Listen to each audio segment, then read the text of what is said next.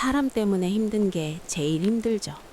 그렇다고 사람을 멀리하면 외롭고 혼자서는 결과도 내기 어려워요. 열길 물속은 아는데 사람 속은 어떻게 알 수 있을까요? 척 보면 알아보고 가까이 할 사람, 멀리 할 사람 I 알아보면 don't know 좋을 what to 텐데. do. It's all right. We'll figure it out. 어떻게 알아보죠? I'm just so scared. 안녕하세요, 세라예요. 오늘은 저와 함께 니체가 가르쳐주는 사람 파악하는 심리에 대해 알아봐요. 사람 때문에 무너질 때가 있습니다. 일이 잘못된 것도 This is a 아닌데 disaster. 갑자기 마음이 툭 꺼질 때가 있죠. 누군가의 말 한마디, 표정 하나, 반응 하나 때문에요. 집에 와서도 계속 생각납니다. 내가 뭘 잘못했나? 아까 그 말은 무슨 뜻이었을까? 사람은 몸보다 마음이 늦게 회복됩니다.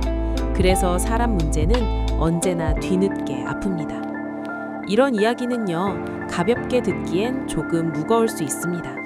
하지만 곱씹을수록 사람을 대하는 눈이 달라집니다. 니체는 인간을 선한 존재로 보지 않았습니다. 합리적인 존재도 도덕적인 존재도 아니었습니다. 그가 본 인간은 두려워하는 존재, 그리고 그 두려움을 숨기기 위해 가면을 쓰는 존재였습니다. 그래서 니체의 심리학은 밟지 않습니다. 위로하지도 않습니다. 대신 우리가 애써 외면해온 인간의 어두운 동기를 정면으로 드러냅니다. 이걸 오늘날 니체의 다크 심리학이라고 부르기도 합니다. 니체는 말합니다. 사람은 진실을 말하지 않는다고. 사람들은 이미 자신이 생각하는 것보다 더 많은 것을 알고 있지만 아직 그 신호를 읽는 법을 모를 뿐입니다. 모든 사람은 자신도 모르게 단서를 남깁니다. 아니, 속지 마라. 진실을 찾아라. 스스로 생각하라. 니체는 우리가 언어에 속지 않기를 바랐습니다. 사람들은 진실이 아니라 생존과 자존심, 그리고 공포로부터 말하기 때문입니다.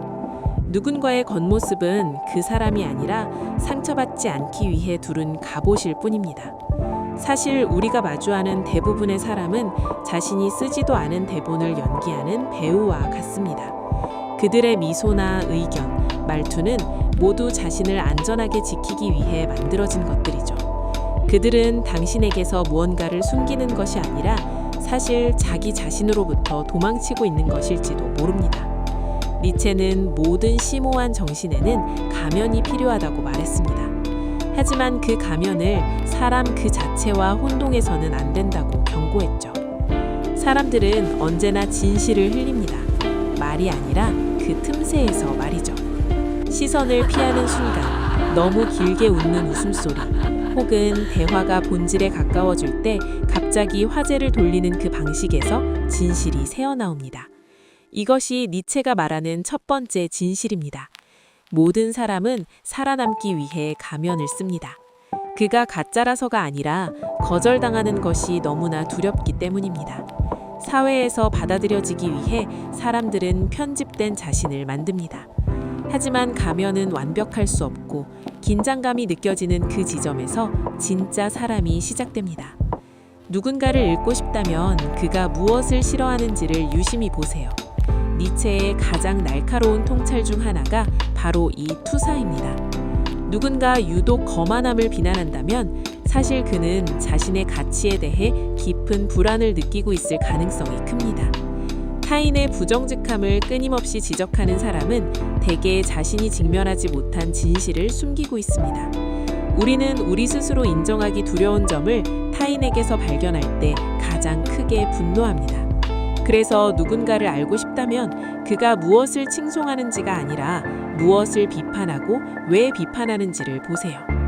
말보다 더 많은 것을 말해주는 건 침묵입니다. 언어는 종종 현실을 회피하기 위한 도구로 쓰입니다. 질문을 받았을 때 잠시 멈추거나 특정 주제를 회피하거나 깊은 질문에 정해진 답변만 반복한다면 그 침묵이 진실을 외치고 있는 것입니다. 취약함을 드러내지 않으려는 태도가 사실 그 사람이 무엇을 두려워하는지 전부 말해주고 있으니까요. 또한 지나치게 도덕적인 사람을 경계할 필요가 있습니다. 니체는 과도한 미덕을 위장된 허영신이라고 불렀습니다. 끊임없이 자신의 순수함을 강조하고 타인을 훈계하는 행동은 사실 타인보다 우월해지고 싶은 권력 의지의 변형일 때가 많습니다. 도덕이 누군가에게는 자신을 공격하지 못하게 만드는 강력한 방패가 되기도 하죠. 진짜 선함은 박수나 찬사를 필요로 하지 않습니다. 사람은 타인에게 거짓말을 하기 전에 먼저 자기 자신에게 거짓말을 합니다. 나는 괜찮아, 전혀 신경 안 써 라는 말은 상대를 속이려는 게 아니라 고통스러운 현실 속에서 본인이 무너지지 않으려고 수천 번 연습해온 방어 기제입니다.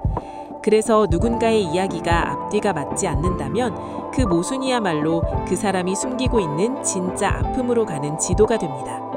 우월감을 과시하는 지점이 바로 열등감이 숨겨진 곳이라는 사실도 기억하세요. 니체는 우월감이 종종 과도한 보상 심리에서 나온다고 믿었습니다. 끊임없이 자신의 업적을 상기시키는 사람은 사실 자신이 충분하지 않다는 공포에 떨고 있습니다. 타인을 쉽게 깎아내리는 사람은 잊혀지는 것에 대한 두려움에 사로잡혀 있죠. 진짜 자신감은 경쟁하지 않습니다. 지배하고 통제하려는 태도 뒤에는 사실 겁에 집인 아이가 숨어 있을 뿐입니다. 사람을 읽는다는 건 그들을 심판하기 위함이 아닙니다. 그들의 핵심을 이해하기 위함입니다. 누군가 대화를 끊는다면 그건 거만함이 아니라 잊혀질까봐 두려운 마음일 수 있습니다. 행복을 강박적으로 전시하는 것은 사실 도움을 요청하는 비명일 수 있죠. 시선을 피하며 괜찮다고 말한다면 문장이 아니라 그 몸짓에 귀를 기울여야 합니다. 이런 진실들을 권력을 얻기 위해서가 아니라 자비를 베풀기 위해 사용하세요. 상대를 더 명확하게 볼수록 그를 미워하기는 더 어려워집니다. 니체는 자아가 고정된 실체가 아니라고 믿었습니다. 그것은 세상에서 살아남기 위해 꿰맞춰진 역할, 즉 일종의 연기입니다. 하지만 그 역할이 위협받는 순간 진실이 새어나옵니다. 인간의 대부분의 행동은 본인이 의식하지 못하는 무의식적인 두려움에 의해 움직이기 때문입니다. 상대의 행동이 이해되지 않을 때 이 질문을 던져보세요. 저 사람은 지금 무엇을 잃을까봐 저토록 필사적일까? 버림받을까봐, 무시당할까봐, 혹은 실패한 사람처럼 보일까봐 우리는 대화를 독점하거나 완전히 사라져버립니다. 인간은 욕망보다 공포에 더 민감하게 반응하는 존재니까요. 그 공포가 지위든 사랑이든 자존감이든 간에 그곳에 진실이 있습니다.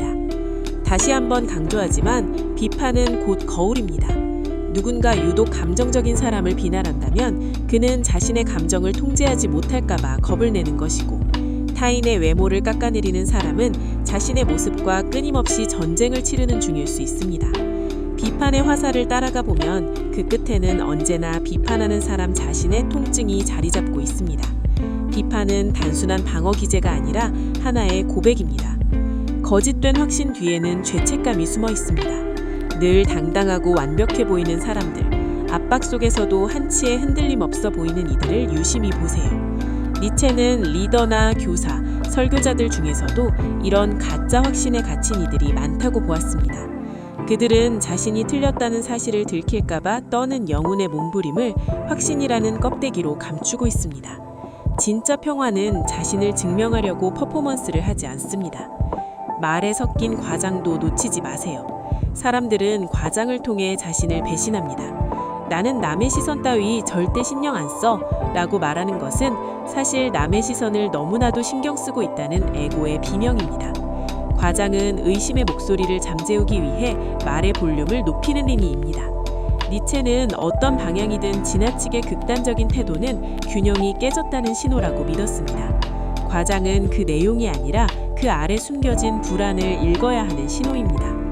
통제 욕구가 강한 사람도 마찬가지입니다. 주변의 모든 것을 완벽하게 관리하려는 사람은 사실 자신의 내면이 대혼란 상태라는 것을 방증합니다. 안이 무너지려니 겉을이라도 강박적으로 붙잡고 이르려는 것이죠. 누군가 마이크로 매니징을 하거나 사람들을 휘두르려고 한다면 그것은 그가 강하기 때문이 아니라 통제력을 잃는 순간 모든 것이 무너질까봐 두려워하기 때문입니다. 껍데기가 엄격할수록 그 안의 자아는 더 취약합니다. 화려한 퍼포먼스도 니체는 꿰뚫어 보았습니다. 완벽하게 큐레이팅된 정체성, SNS의 과도한 전시 등 힘의 과시가 아니라 갈구의 속삭임입니다. 그렇게 연기하지 않으면 누구에게도 사랑받지 못할 것 같다는 깊은 공포가 그 화려한 무대를 만드는 원동력입니다. 진짜 자신을 아는 사람은 타인의 시선이라는 조명 없이도 충분히 온전하기 때문입니다. 이제 우리는 가장 아픈 진실을 마주해야 합니다. 니체는 아무도 논리적으로 말하지 않는다고 했습니다. 모든 논쟁과 가치관의 바탕에는 감정적인 상처가 자리 잡고 있기 때문입니다. 누군가 냉소적인 태도를 보인다면 그것은 철학적인 결론을 내린 게 아니라 사실 다시 상처받지 않으려는 방패를 든 것입니다. 사람들은 자신을 아프게 했던 경험을 바탕으로 세계관을 형성하고 나중에야 논리를 가져와 그것을 정당화합니다. 그러니 상대의 의견을 공격으로 받지 마세요. 대신 무엇이 그를 두렵게 하는지 보세요. 상대의 본질은 약자를 대하는 태도에서 가장 선명하게 드러납니다. 진짜 힘은 지배가 아니라 절제에서 나옵니다. 자기보다 약한 사람을 모욕하거나 함부로 대하는 사람은 사실 자신도 그렇게 대접받으며 자랐거나 자신의 취약함을 극도로 혐오하는 사람입니다. 반면 실수한 사람을 용서하고 슬픔을 묵묵히 견뎌주는 사람은 이미 내면의 전쟁에서 승리한 진짜 강자입니다. 관심에 목매는 행동 뒤에는 잊히는 것에 대한 공포가 있습니다. 어릴 적 방치되었던 아이는 어른이 되어 존재 자체가 지워질까봐 공포를 느낍니다. 그래서 시끄럽게 굴고 사건을 만들어서라도 관심을 요구하는 것이죠. 누군가 너무 과하다고 느껴질 때 그가 사랑을 직접적으로 구하지 못해 이런 우회적인 비명을 지르고 있는 것은 아닌지 생각해 보세요. 시기심도 중요한 열쇠입니다. 사람들은 항상 미워해서 공격하는 것이 아닙니다. 오히려 자신이 될 수 없는 누군가를 찬탄하기 때문에 공격합니다. 성공한 사람을 깎아내리는 것은 그를 마주하는 것이 고통스럽기 때문입니다. 시기심은 입 밖으로 내지 못한 욕망입니다. 나도 저걸 갖고 싶지만 나에겐 허락되지 않았어 라는 절망이 공격으로 변한 것이죠. 니체 심리학의 핵심은 이것입니다. 사람은 신념대로 사는 것이 아니라 어린 시절을 반복하며 삽니다. 행동은 곧 그 사람의 일대기입니다. 감정을 표현하면 벌을 받았던 아이는 차갑고 이성적인 어른이 되고 사랑을 구걸해야 했던 아이는 상인이 되어서도 관계에 집착합니다. 모든 어른의 뒤에는 여전히 안전함을 느끼고 싶어하는 어린아이가 서 있습니다. 마지막으로 모든 패턴은 고백입니다. 사람들은 무엇이 아픈지 말로 다 설명하지 못하지만 행동의 패턴으로 끊임없이 보여줍니다. 관계가 가까워지면 도망가는 사람, 쉴 새 없이 일에 몰두하는 사람, 가벼운 관계만 맺는 사람. 이 모든 패턴은 나는 여기서 상처받았고 이걸 반복하기가 너무 무섭다는 영혼의 고백입니다. 그 패턴을 깊이 읽을 줄 알게 되면 상대가 입을 열기도 전에 진실을 듣게 될 것입니다. 타인을 깊이 읽어내는 과정은 결국 나 자신을 들여다보는 과정이기도 합니다. 타인을 더 명확하게 볼수록 나 자신도 더 명확하게 보이기 때문입니다. 니체는 우리가 단순히 관찰자가 아니라 깨어있는 존재가 되기를 원했습니다. 타인에게서 판단하는 모든 것이 사실 내 안에 들어있고 찬양하는 모든 것이 내가 되고 싶은 모습임을 아는 것 말이죠. 오늘 니체가 가르쳐준 이 진실들이 여러분의 인간관계를 더 명료하게 만들었기를 바랍니다. 상대를 판단하는 무기가 아니라 상대를 이해하고 자비를 베푸는 거울로 이 기술들을 사용하세요. 우리가 가면 뒤에 영혼을 보게 될 때 우리는 비로소 관계라는 전투에서 자유로워질 수 있습니다. 이 영상이 사람을 조금 더 이해하게 만들었고 나 자신에게도 조금 더 솔직해지게 만들었다면 이 영상은 의미가 있습니다. 오늘 발견한 여러분만의 가면은 무엇이었나요? 댓글로 여러분의 생각을 들려주세요. 함께 해주셔서 진심으로 감사합니다.